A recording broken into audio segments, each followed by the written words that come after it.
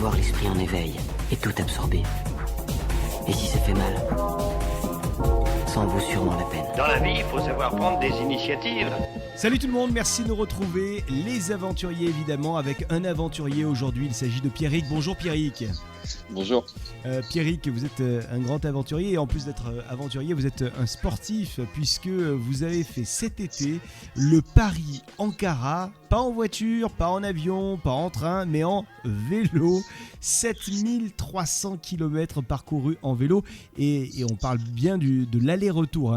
Donc évidemment, c'est beaucoup de temps passé sur la selle du vélo. Ça va les fesses, tout va bien ?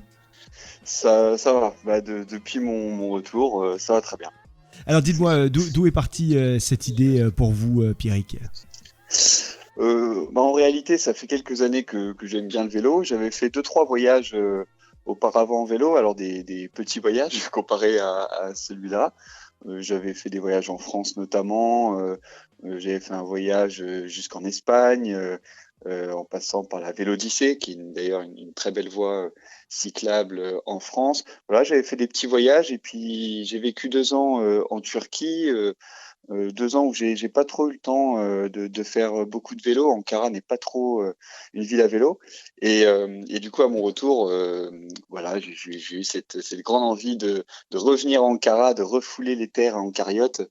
En vélo cette fois-ci, c'était très important pour moi de partir de Paris, d'ailleurs, où j'ai quand même vécu quelques mois, et voilà, de partir de Paris et de faire chaque mètre en vélo et de traverser beaucoup de pays en Europe. Voilà, de faire un peu un défi sportif, évidemment, de rencontrer des gens, de voir des beaux paysages et de faire ça en vélo, évidemment, parce que le vélo est un super moyen de voyage. En ce moment, j'ai cru comprendre qu'il y avait pas mal de voyageurs, de cyclistes qui faisaient ce fameux Paris-Ankara. Oui, alors c'est vrai, il y a de plus en plus de voyageurs en vélo. Je pense que les voyageurs aujourd'hui, enfin les personnes qui partent parfois quelques jours ou quelques semaines en vacances sont à la recherche de sensations, enfin d'un voyage un peu au plus proche des terres qui décident de traverser, puis des personnes aussi, parce que du coup en vélo, on va forcément un peu moins vite qu'en voiture, donc parfois on rencontre des personnes, on a des histoires des rencontres singulières, des histoires atypiques. Et je pense qu'aujourd'hui il y a un petit retour de cette forme de voyage un peu plus proche des habitants, tout simplement qu'on peut rencontrer. Et puis les personnes ont envie, je pense, un peu de faire du sport aussi, Ouais, d'être en ça fait du bien. activité. Il me semble qu'il y a beaucoup de monde qui fait ce Paris-Turquie, ce France-Turquie en vélo. Est-ce que c'est parce que les pistes cyclables ils sont vraiment agréables, les infrastructures le permettent? Est-ce que c'est parce que c'est un axe qui est agréable en termes de climat? Est-ce que c'est parce que les populations qu'on peut croiser dans l'ensemble des pays que vous traversez sont agréables et sympathiques et hospitalières? Voilà, est-ce qu'il y a une raison particulière? Toutes les raisons que vous donnez, il y a un peu de tout Ah ça. bah Hein. alors. Alors, c'est vrai que les voyages en vélo se multiplient parce que évidemment aussi, on a aujourd'hui de plus en plus de pistes cyclables. On a notamment ces fameuses Eurovélos qui sont ces pistes cyclables européennes où les pays se sont engagés déjà il y a quelques années à faire des grands axes cyclables. Il y en a d'ailleurs une qui est assez connue, c'est l'Eurovélo 6 qui part, alors je crois en Bretagne de France et qui va jusqu'à la mer Noire en Bulgarie. Et donc elle traverse toute l'Europe en suivant d'ailleurs majoritairement le Danube. Et donc c'est des paysages magnifiques, c'est des pistes cyclables parfaites. On traverse l'Allemagne, l'Autriche, et effectivement c'est un climat là en été c'est plutôt un bon climat pour pédaler. L'Europe, c'est aussi c'est difficile par exemple de pédaler en Europe et de pas croiser sur 50 ou 100 km en une journée un magasin ou un marché ou etc. Donc c'est assez facile, je dirais, de pédaler en Europe. C'est aussi pour ça que tous ces voyageurs, je pense, font par exemple cette Eurovélo 6. Elle est super connue et puis elle est vraiment empruntée. Voilà, il y a toutes ces raisons effectivement sur la météo, sur le rapport qu'on veut avoir avec son moyen de transport, sur la facilité de trouver des outils, etc., qui font qu'aujourd'hui de plus en plus de personnes voyagent en vélo. Et puis parce qu'encore une fois, on est en activité, et c'est assez extraordinaire de se dire que tous les jours, bon, quelle que soit d'ailleurs la distance, on fait 50 km, on en fait 80, on en fait 100, de savoir qu'on est en autonomie, en réalité en autonomie complète. Et il y a beaucoup de jeunes et puis beaucoup de moins jeunes aussi que j'ai rencontrés et qui apprécient cette idée d'être en autonomie. Voilà. Mais du coup, vous étiez seul pour ce périple. Je ne parle pas évidemment des personnes que vous avez pu croiser sur votre route, mais Oui, le oui. départ depuis la France et l'arrivée, en tout cas le départ depuis la France, s'est-il fait seul? Alors, j'ai effectivement fait l'aller tout seul. Donc, de Paris jusqu'à Ankara, ça m'a pris environ 1 mois et demi. Et j'étais tout seul. Et ensuite, je suis revenu à Istanbul. Donc, Istanbul, c'est environ à 300 km d'Ankara. Hmm. Et là, un ami m'a rejoint. Et nous avons fait le retour. Et sur le retour, on est passé par Budapest et un deuxième ami nous a rejoint. Donc, sur le retour, on a été deux puis trois. Et à l'aller, effectivement, j'ai été tout seul. Quelles ont Et été donc, c'est deux. vos grandes rencontres? Est-ce que vous avez une ou deux rencontres à nous décrire comme ça sur ce trajet de France-Turquie en vélo? Mais il y a des rencontres extraordinaires en France quand on arrivait de Belfort et puis on se dirigeait vers Dijon parce que voilà, je suis originaire de Dijon, donc on voulait passer par Dijon. Des rencontres sur la route de cyclistes qui eux font juste leur petite sortie vélo sur la journée. Où on a été hébergés évidemment par beaucoup de personnes qui nous croisaient sur la route. Parfois des pères de famille qui nous ont accueillis dans leur entreprise. Je pense en France, plein de personnes, plein de rencontres. C'est difficile d'en choisir une, mais chaque rencontre effectivement est unique. Et puis on parle un peu avec les personnes qui nous accueillent. Ils nous racontent leur voyage quand eux aussi étaient intéressés par le vélo. Ce genre de choses.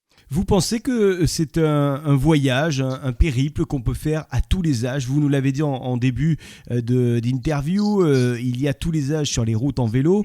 Est-ce que vous pensez que voilà, ce que vous avez fait, on peut le faire aussi bien à 20 ans qu'à 75 ans voilà. Oui, oui, je dis un grand oui, et c'est aussi pour ça qu'il y a de plus en plus de personnes qui partent, notamment sur cet Eurovélo 6. Et d'ailleurs, on a croisé deux couples, ils avaient vers les 50, 60 ans, qui étaient partis de Tours et qui rejoignaient justement la mer Noire. Je crois que ça faisait plus de 2 mois et demi qu'ils étaient sur la route, donc ils devaient faire, je sais pas, 40 km par jour. Ce qui est extraordinaire en vélo, c'est que moi je pense que tout est possible avec d'ailleurs tous les vélos, quasi tous les vélos. Il n'y a pas besoin d'avoir un vélo extraordinaire pour faire un voyage en vélo. Mmh. Et c'est pour ça les gens sont en train de comprendre, les personnes sont en train de se rendre compte que la route, on peut effectivement aller faire quelques centaines de kilomètres et puis on fait la Via Rona en France ou ce genre d'itinéraire. Et donc c'est possible avec tous les vélos. Il n'y a pas besoin d'une grande forme physique. On peut faire 40 km par jour, ça se fait très facilement. Et en fait, voilà, les personnes sont en train de se rendre compte que les voyages en vélo, en réalité, c'est ouvert à tous. Pas non plus besoin d'avoir un vélo électrique pour le faire, si je comprends bien. Non, oui, oui, moi j'ai croisé quelques personnes, mais vraiment pas beaucoup en vélo électrique. Mais non, non, du tout. Tous les vélos, et j'ai croisé des personnes qui avaient des vieux vélos. Moi-même, mes anciens voyages, c'était avec un vieux vélo. Donc voilà, évidemment, faut s'y connaître un peu. Avant, faut se renseigner comment marche un frein, comment changer une roue. Ça fait partie aussi, je pense, du voyage. On connaît un peu son vélo et puis on apprend un peu son vélo. Quelles sont les recommandations? Allez, une recommandation que vous pourriez donner à celles et ceux qui aimeraient faire le fameux France-Turquie en vélo? C'est une bonne question, mais une recommandation, c'est de suivre son instinct. Ouais. Je pense qu'évidemment, il y a des petites règles à respecter. Faut aller voir un peu les informations sur Internet, sur des blogs. Il y a beaucoup de groupes Facebook où on donne des conseils, notamment sur le voyage en vélo. On peut aller voir un ou deux magasins de vélo, etc. Mais il faut vraiment pas avoir peur. À partir du moment où il y a une petite envie de faire du vélo, là, faut y aller. Là, faut juste y aller. Faut identifier un peu le pays ou la région où on veut aller, la meilleure période pour s'y rendre. Et puis après, c'est parti. Il suffit de pédaler, hein. Avant de se quitter, Pierrick, quel sera le prochain voyage en vélo ou pas d'ailleurs? Peut-être que vous allez laisser votre bicyclette dans un coin pour vous mettre à un autre moyen de transport, mais quel sera le prochain voyage en tout cas? C'est une bonne question. Je viens de rentrer quand même de 3 mois de voyage et puis de 7000 km. Donc, Oui, là, faut bosser un mais, peu là, c'est ça? voilà, on va bosser un peu. Mais c'est vrai que, non, évidemment, il y aura d'autres voyages.